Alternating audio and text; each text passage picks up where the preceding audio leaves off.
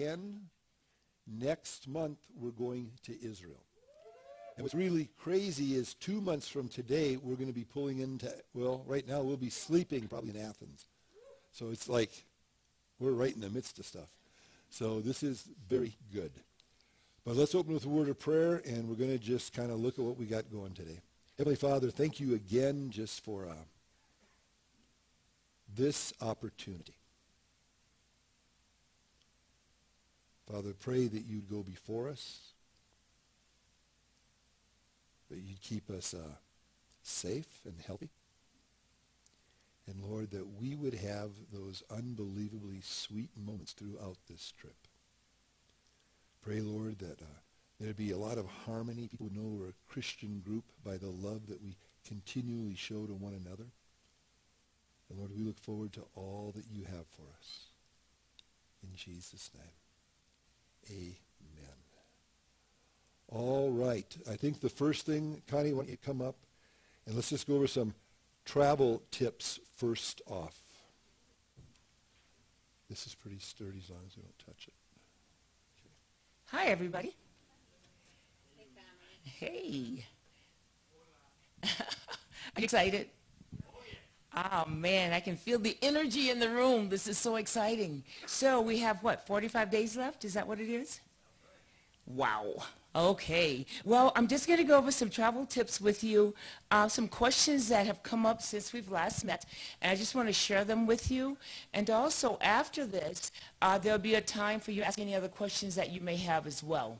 So, first off, just remember that your checked luggage cannot be over 50 pounds. The recommended amount that you leave with here will be from 25 to 30 pounds because you're going to want to bring things back. I've been asked, can I buy another suitcase if I need to? Well, yes, you can. But if you do, you will have to pay for that to come back. So that's why you want to travel light, so that you'll be able to go ahead and buy some souvenirs and fun stuff and bring back with you. If you purchase something big and or expensive and or both, then the company that you purchase that from will be able to ship that back for you. So keep that in mind as well. Okay, to carry on board, you do have one carry-on purse as well as a carry-on bag as well as a purse for the ladies, okay? Another question several times has come up, what kind of cross-shoulder bag should I take? There's so many, guys, and I cannot tell you what to take. However, I will tell you this. This is what I like because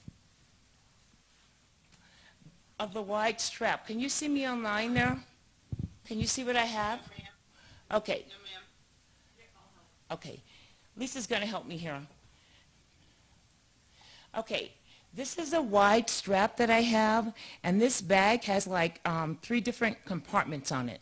So the straps are wide. I like the wide straps because you don't tend to get as much tension on your shoulder when your bag is full. So I would strongly suggest that. However, whatever you're comfortable with is what you want to carry, okay? So this is mine, guys. All right, thanks, Lisa. In your carry-on bag, you want to make sure that you do have if you're on medications, you want to make sure that you have your medications with you in your carry-on bag. Can you take it in a pill box? Yes, you can. But you need, if it's prescription meds, you also need to make sure that you have the names of your medications and everything, the way that you take it from your physician. It doesn't have to be the actual prescription, though. So remember that. Don't forget your sunscreen. Also, I know they will give you a little bag usually on the overseas flight with some earplugs and different things in it.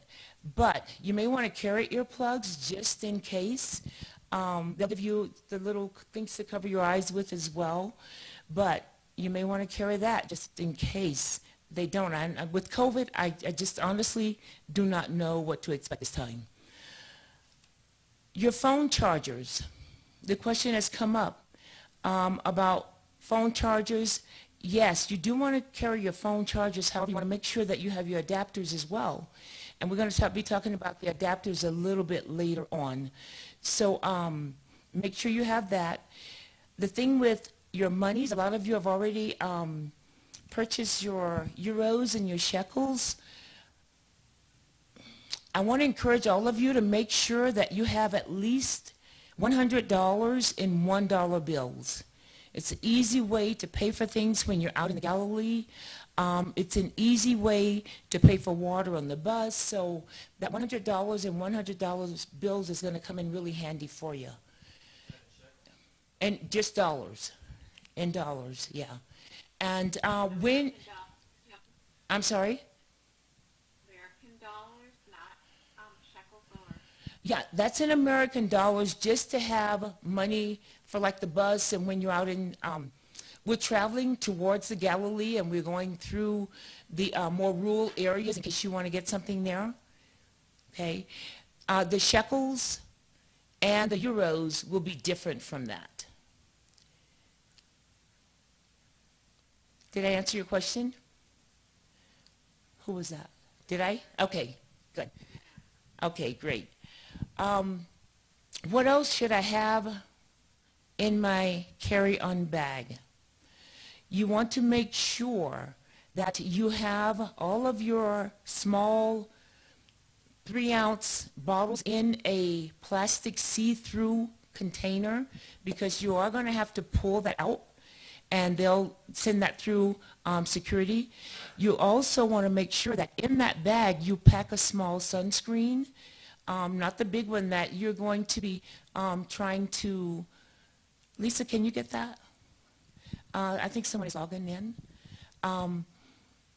Not the one that you will have in your suitcase, not your big ones, but a small one so that when you get there in that day on the Mediterranean Sea, when you want to be outside, you've got everything that you need, okay? The other thing is a swimsuit, a swim cover, your swim shoes. You want to have a change of clothes just in case your suitcase does not get there on time. We haven't had that happen going over, but you never know what's going to happen. So you always want to be prepared. You also want to make sure that you have, I think I said a change of clothing and a hat because you are going to be outside a lot that day. It's kind of hard to get off of the sea once you get there and see it. You just want to be outside. So your straw hat, your cap, whatever, just to keep the sun off. Make sure you have that as well. For traveling, please get support socks, okay? Some call them Ted hose, some call them elastic socks or whatever, but you do need your support socks and they should be at least knee-high. You can get them, oh gosh, almost anywhere. I know for me, I went to the uniform store because I used to get my support hose from there when I was working. But I think you can get them at Walmart. You can get them at any of the athletic type stores where you can buy your sneakers and walking shoes and things like that from. So you want to make sure, though, that they properly fit and they're not too tight. So my suggestion would be to get those before and just start wearing them now.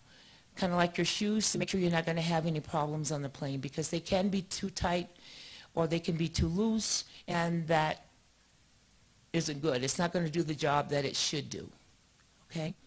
So support socks. And I think I've covered pretty much everything based on the questions that I have received. Do you guys have any questions for me? I have a question. Yes.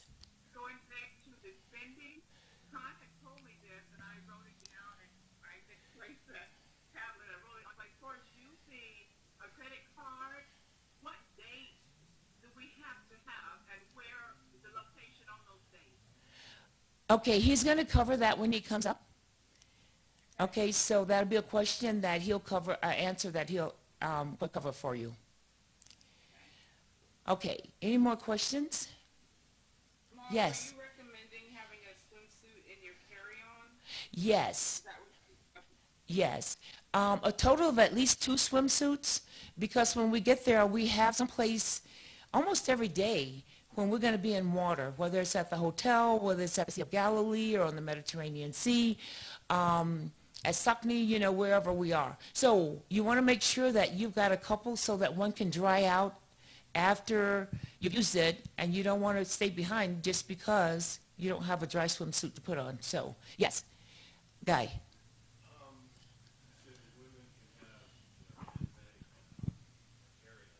Mm-hmm.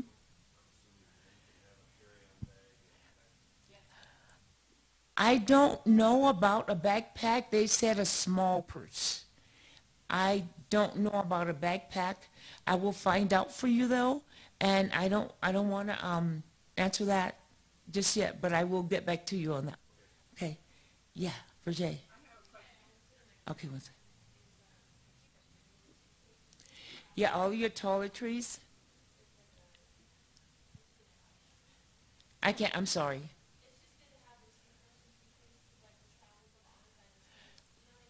Absolutely. And Brigitte just mentioned, for those of you online, in your little carry-on bag as well, in the little plastic container that I was talking about, you want to make sure that you have a toothbrush and toothpaste in there.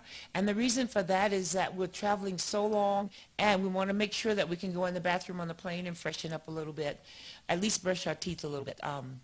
So that's a good idea, a good suggestion. Any more questions? Rhonda. Okay, Carolyn, I'll be right with you, okay? Rhonda.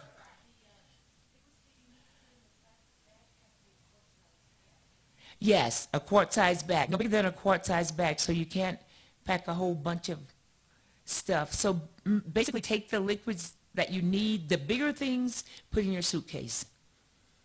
Okay, Carolyn? Okay, going back to the support top. Mm-hmm. Sometimes I'll wear the thigh-high support stockings. Mm-hmm. If I bring those with me, is it going to be too hot for those in Israel if I think I need to do some over there? Or should I just get the one for the knees? On the plane, I think those may be okay for you. But once you get to Israel, I would go with the knee highs if it were me. Because, yeah, it's so hot.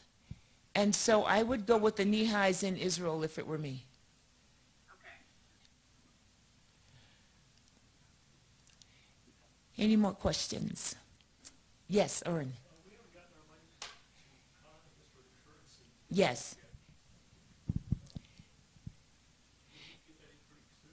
Yeah, he's going to cover that part as well.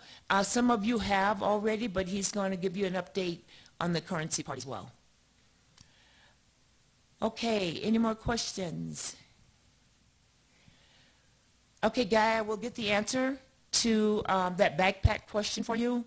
And what I would do a lot of times too, ladies, I don't know if you can do this or not, but I don't really have a lot when I travel in my cross-shoulder purse. And a lot of times I have enough room in my carry bag just to stick this in there. If you can do that, that's good. It just saves you something else to have loosely hanging on you. But also, one thing that I did forget, huh? What? I didn't hear what he said. Okay, my purse here, Yeah.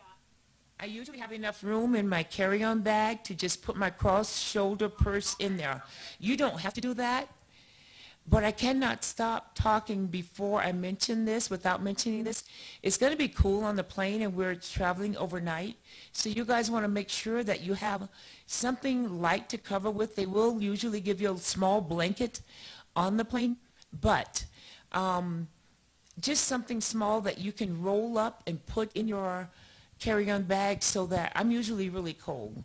So I usually bring one of my shawls for that, or there's some lightweight fabric type blankets that you can get for that rolls up really easy and really tight as well. So just make sure that you have something to keep you warm on the plane. The other thing that you want to do to avoid blood clots and leg cramps is get up and walk as much as you possibly can, okay? Just at least once an hour on that. So just make sure you get up and move and keep that circulation going. How long is that flight? The flight is he will cover that with you. I don't remember exactly, but he will cover all the flight information with you. Connie, Yes. is the bag that you're showing us the one that you talked about you leave on the bus, let's say your broom skirt or whatever, or do you have a smaller, like backpack type thing that you use? I don't. People have taken backpacks before. The tour guide in Israel has suggested or told us not to bring back backpacks, especially when you're going to be walking around a lot, because that's on your back.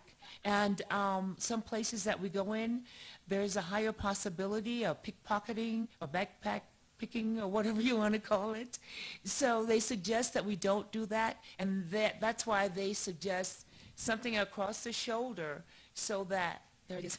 And I'll take this off in a minute and I'll show it to you, but so that you can always have your hand on your purse and see your purse. You talked about leaving something on the bus. Is that what you leave on the bus? Yes. Yeah. Oh, The backpack or are you talking about the cross-shoulder purse? I'm just in general, I don't know which one you're talking about. The backpacks when, Say the skirt. right. Your skirts you will leave on the bus. You will know when you're going to need one, and we will let you know that. But all during the day when we go to all the different sites, that is not necessary to wear a skirt, okay? So that stays on the bus. If you have a backpack and we're out and about and we're traveling and you want to take it with you, you can leave that on the bus. The bus is always locked. It is safe. It is air conditioned. And so you're, except for your money, all your other valuables and other things that you have can stay on the bus, yes. Yeah, Michelle. Okay. Yes, that's fine. If you want to wear a dress the whole time, that's fine. If you have a dress that goes over your head easily, when we get to the specific holy sites and you do need to cover your pants or whatever you're wearing, yes, you can do either one, whatever you're comfortable with. Will you repeat questions from the audience? We can't hear them online. I will do that. The question was, I hate wearing skirts. Is it okay when we go to the holy sites if I wear a dress? The answer to that is yes. And to explain that, I mentioned that you don't have to wear a dress all day. If you're more comfortable in your pants, your capri pants, and your shirts, just make sure that you have a dress that's going to easily go over your head so you can put it on easily once we get to the holy site instead of wearing it all day. I know early on. Thank you. You're welcome. Is that Janice? Janice, was that you? Yes, that was better. Thank you. Okay. Okay, I have another question. Early on in the course, you mentioned black skirts. Can you have other colors, or do they have to be black? No. It's you can wear any colors you want.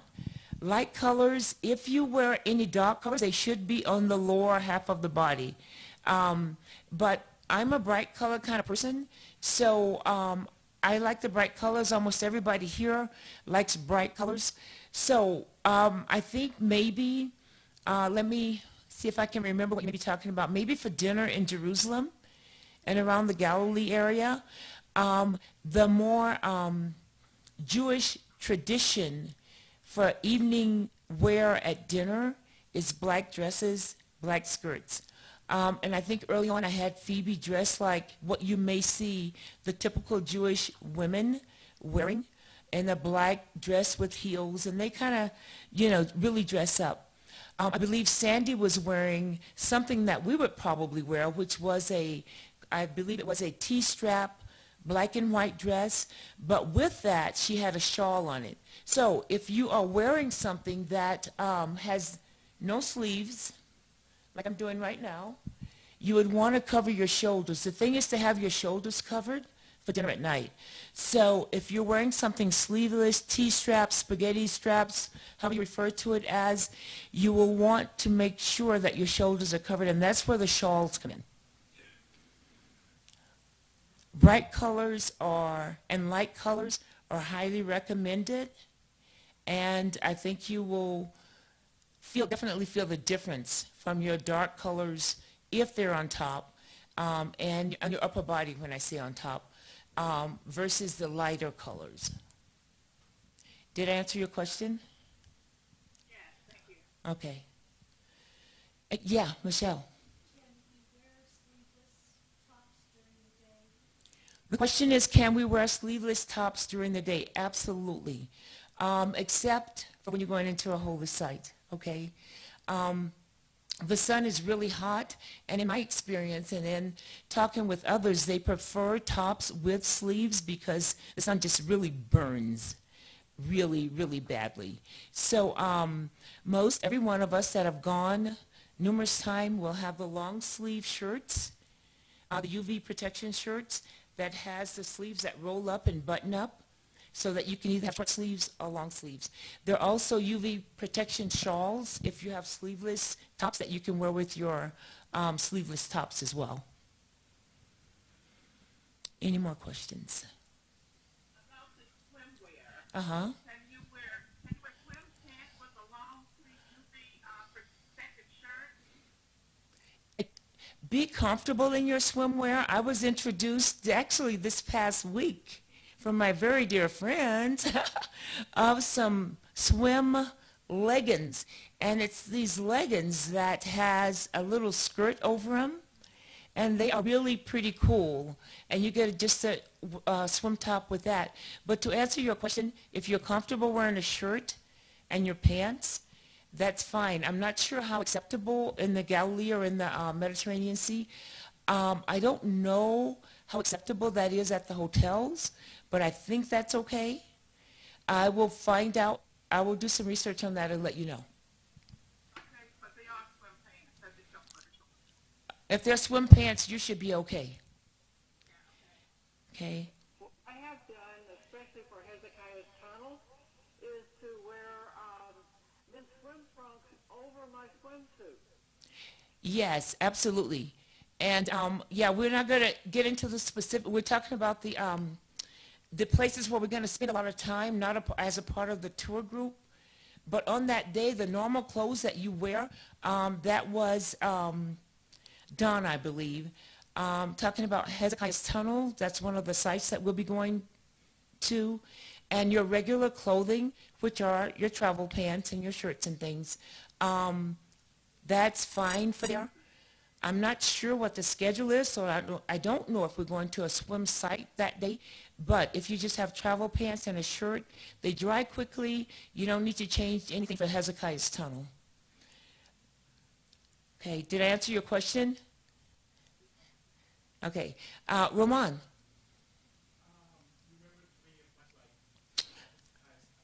Hezekiah's Tunnel. Thanks, Roman. Roman said to remember to bring your flashlight. There are these little tiny travel lights, or a lot of people will use their phone with their flashlight, but it's narrow, and it's low, and it's dark, and it's you're out in the sun before that, and you're so hot, and it's so cool in there, and the water's cool, and depending how short you are, the water may go all the way up to your waist. So you will get cooled off in Hezekiah's Tunnel.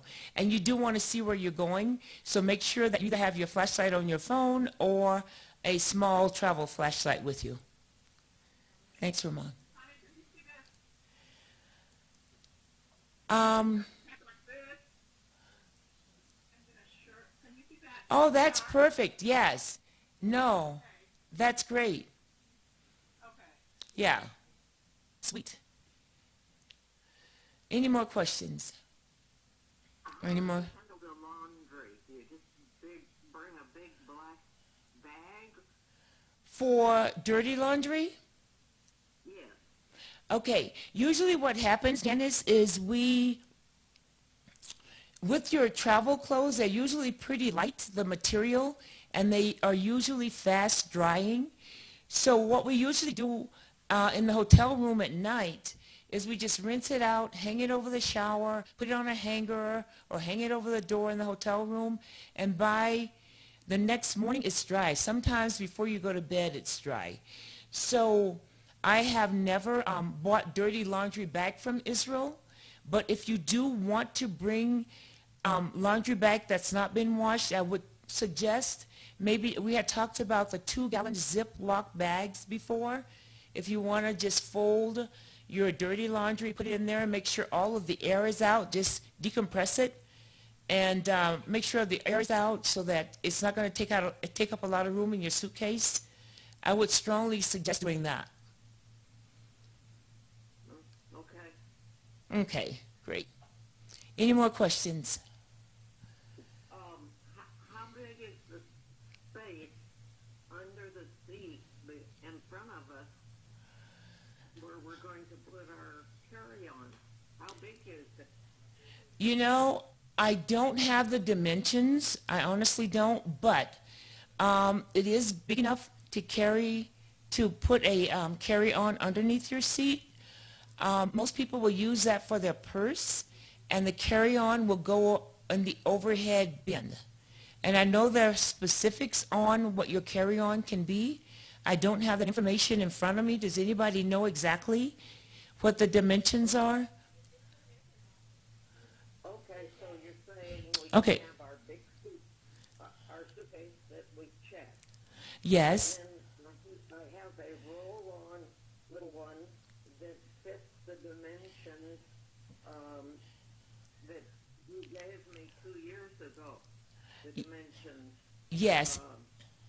So I could bring that and put that in the overhead on the plane? Yes. And your purse, which is the smaller of the three, hopefully, will go under your seat in front of you so that you can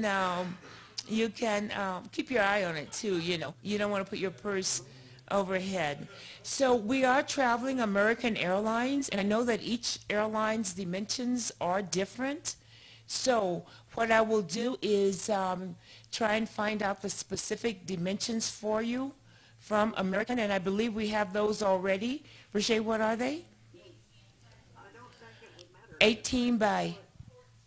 My little roll-on suitcase on the overhead. Yeah, no, that's... Because my purse and that'd be it, you know? Okay, and I just got some information for you on that. It's 18 by 14 by 8. That's the carry-on size dimensions for American. 18 by 14 by 8. Yes. The carry-on size Yes, yes, that goes on the overhead. yes. Well, just a minute. Okay, this is what you sent me 2 years ago. A carry-on bag of 45 linear inches is allowed, but, mine, the 3 dimensions, that's what it adds up to. You know, everything that we sent you 2 years ago, you want to just don't even refer to that. We're going on a different airlines this time, and so we have to have the most current information from each airlines. And so your carry-on bag has to be 18 by 14 by 8. That's the one that's going on the plane with you. Your check bag, of course, is going to be bigger than that, and we're concerned about the weight, even though there's a size limit on that as well. We're concerned about the weight on that, so make sure that you don't go over, I'm going to say again, 25 to 30 pounds, because you want to make sure that you leave room to bring things back with you. Yeah. Now, do they count the rollers when they're measuring that are on the little suitcase? You know, I honestly cannot answer that. But I know, I believe so because it's all inclusive, that those dimensions are all inclusive. So I do believe so, but I honestly don't know. Okay. All right. Okay. Okay. Okay, are there any more questions? Okay, guys, Thank you. Lisa's going to come up and share some information with you on the next packing class. Hello, everyone. Do I really need this?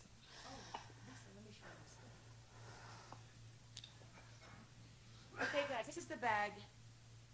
I'll show it to you closer with the wide straps. Scary.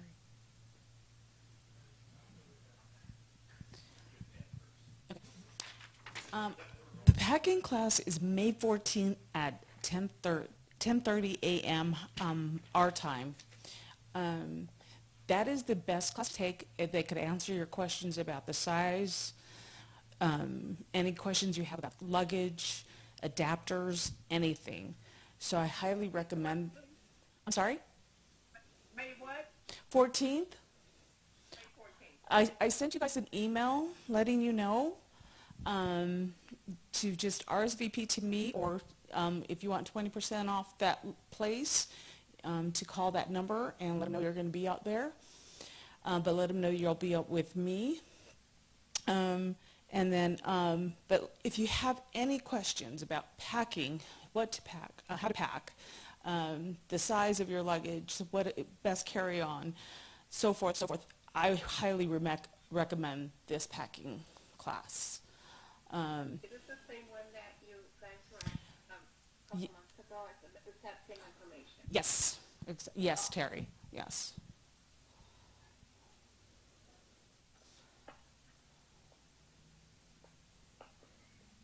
Any questions about the class? You guys should, I highly recommend you guys go too. You guys went last time. I'm sorry? On May 14th, what time is it? 10:30 my time. 10:30, so. Your, 12. yes. 12:30 your time, Tom says. You're ahead on T. Carol. It'll be 12:30. 12:30, yeah, thanks, Lachey. Aren't you glad we have these youngsters taking care of us? I was wrong, I was 2 hours behind. So just let me know if you guys are interested. Please call me, email me, whichever way. 56. Thank you. Thank you, Lisa.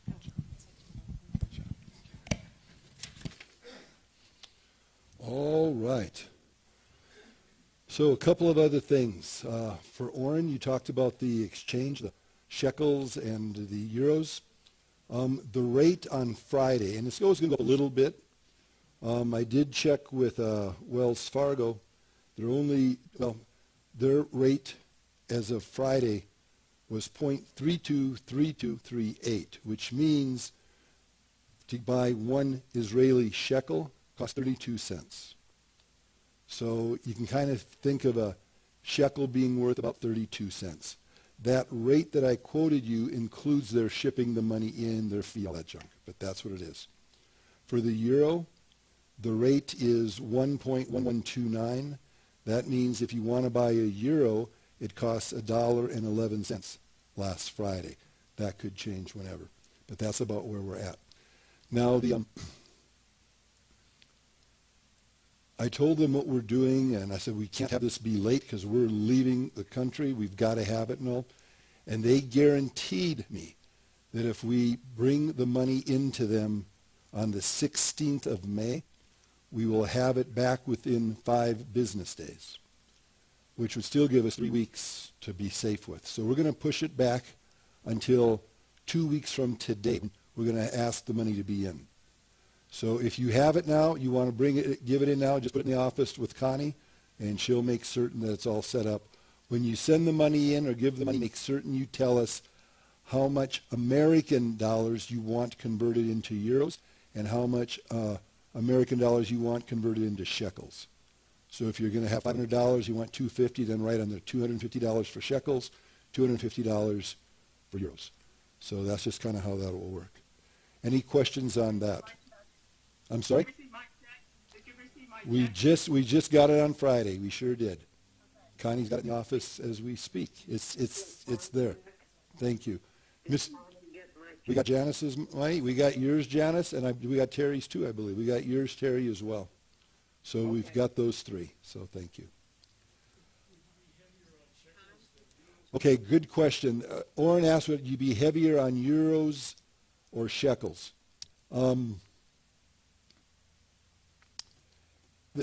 It depends on what you want to buy. If, let's say, no souvenirs, just to live, I would be much heavier on the euros if you're not buying any souvenirs at all. Because in Greece, we're responsible, each of us, for our own evening meal.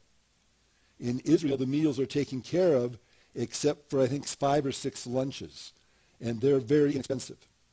But in Greece, it's anywhere from $12 to $20 for a meal in the evening. So we're going to be there for 5 nights. So that's like $100 per person in Greece. So you need about $100 worth of euros to feed yourself, the way it sounds. Now, you can get by for less, but a typical Greece meal. And, you know, my last name's Tweeten. It rhymes with Eaton. So for me, you know, if I'm in Greece, I'm gonna forego a souvenir and have a nice sit-down Greek dinner in Greece. I will do that. That's just how we do. But it's up to you. You can do it however you want to do it. We're going to be on our own for the evening meals. Souvenir-wise, I would think you're going to be more likely to spend more money in Israel on souvenirs than you will in Greece, I would think. The Greek souvenirs, there are some sweet ones there, but the more spiritually significant for us is definitely going to be in Israel. If you're getting something for grandchildren, depending what you're getting for grandchildren, great-grandchildren, that type of thing, usually you're getting inexpensive little things. That's going to come just very inexpensive shekel things that cost maybe $3, and you get a little wind camel that says Israel on it, and they think it's awesome. So they have all kinds of little things you can get without spending a lot of money. The $100 Connie mentioned, on the bus, we're going to really encourage you to drink at least 2 bottles of water a day out during the day, just to stop from dehydration. The people that I've had the most trouble with dehydrating have been people from New Mexico. People who are not from New Mexico, they're afraid to dehydrate. We have attitude out here. Or the desert, we can handle this. And then I'm in the emergency room with them as they get their IV and I've never been dehydrated before. And it's different. That's all I can tell you. It's a bit different. So please drink the water.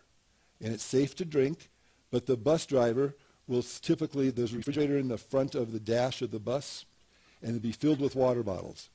So we just give them $1, get your water bottle.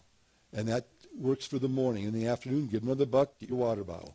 So it's about $2 a day on water, and it saves you ER stuff. So it's definitely worth doing. That's what those dollars are for. Sometimes they will take dollars up in the Galilee. If you're going to buy jelly, fruits, that kind of stuff, they might take them. But the main thing is for the water. The bus driver definitely wants the dollars. I don't know why they all do, though. But they want that $1 for the water. They probably make an extra dime or something on each bottle that way or something. I don't know. But at any rate, that's what that money's for. Any questions on money? Kind of have it? Someone asked about the credit card, the dates on the credit card. Is that you, Carolyn? Yes, okay. We're going to be leaving the United States on the 16th of June. You'll be in Dallas for a couple of hours. And then we'll be in Israel from the 17th of June until the 28th of June. On the 28th of June, we will be in Israel up until noon, and then we'll be in Greece until the 3rd of July. Then on the 3rd of July, you're going to be in Chicago on the 3rd and 4th of July. So make sure they know that. You're going to be in Chicago on the 3rd and 4th of July. And we'll be getting home shortly thereafter.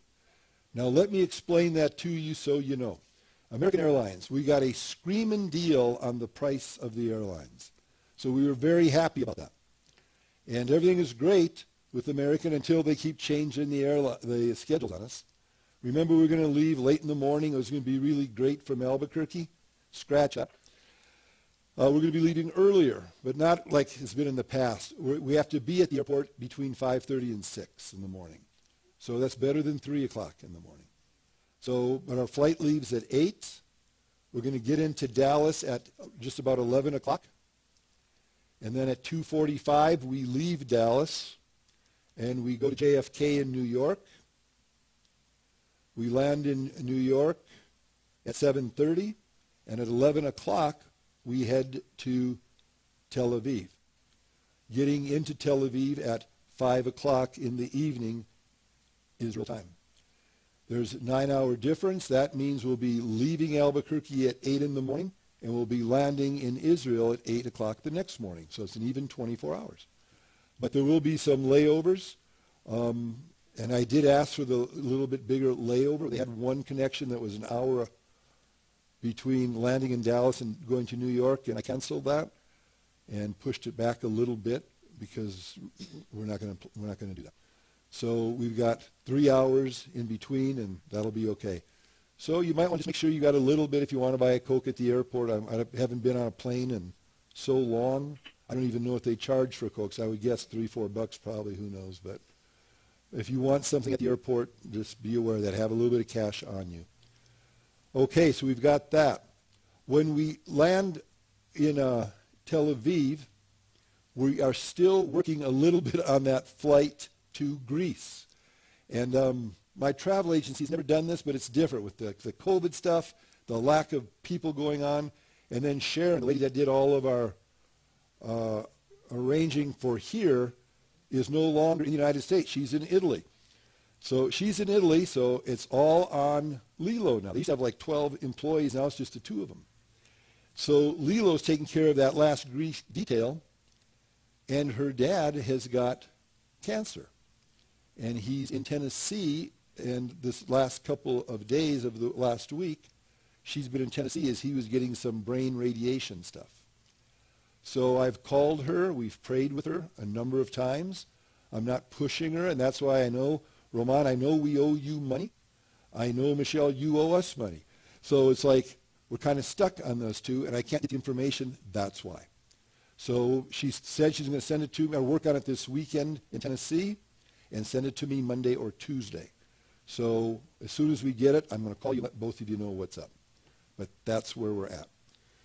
So that was that. Well, then, after we're in Greece, we leave Athens on the 3rd of July at 12:30 in the afternoon, and we fly nonstop to O'Hare, getting in at 4 o'clock Chicago time. Then the flight that we were supposed to catch, bringing us to Dallas and back home, the Chicago to Dallas flight, American Airlines canceled that flight completely. They don't offer that flight anymore. So she sent us some information, said we could still get on a flight that evening with Delta and still get home the night of the 3rd, except it would be another $700 per seat because of the discount we got with American. And I said, not an option. So we're not doing that. She says, well, then you can't leave until early in the morning. There's room for all of you on an early morning flight.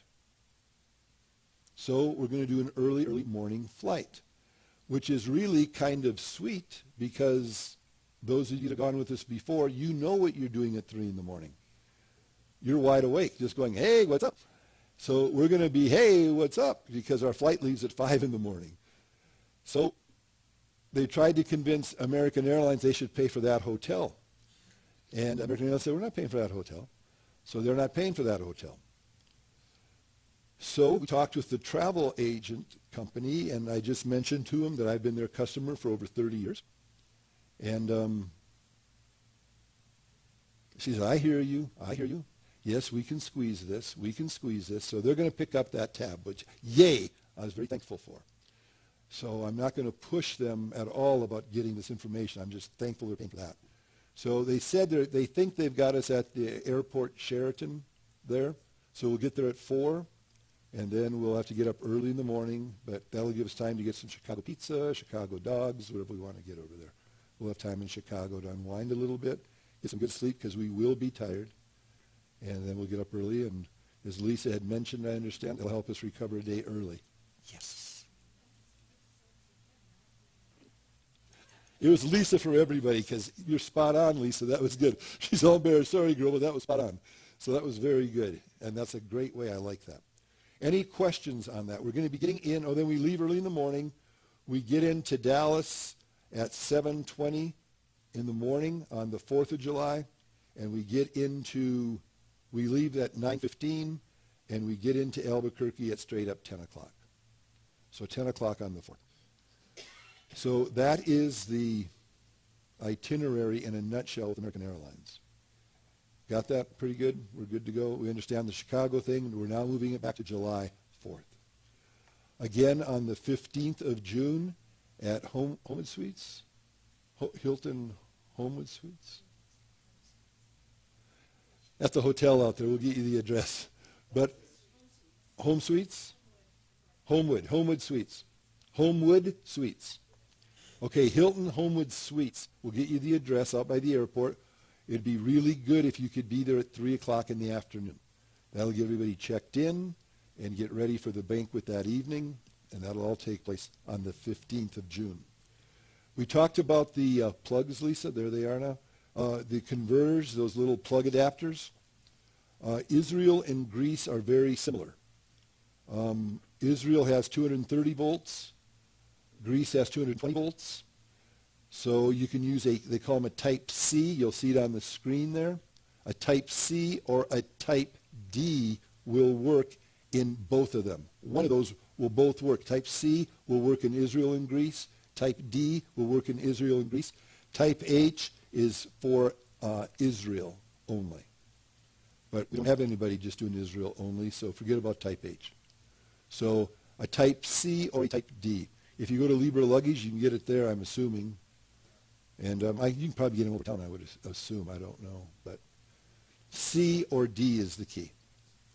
If you're married, don't make the mistake we made the first time. We just thought we just got an adapter. We're good to go. But then you're going to charge your phone. It's like, oh, man, you got it in the middle of the night and change your phones around. So just get two of them. They're inexpensive.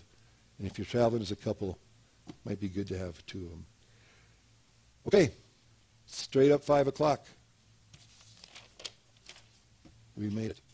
Any other questions?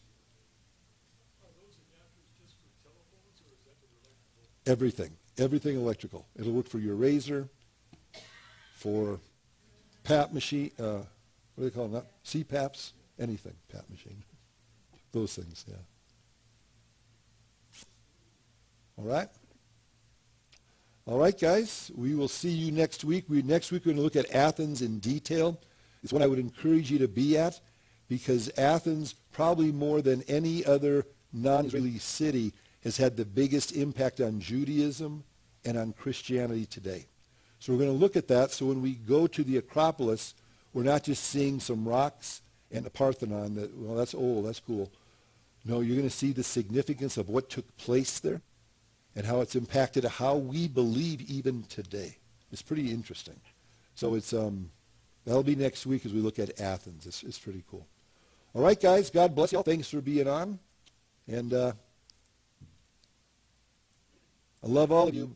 Love you too up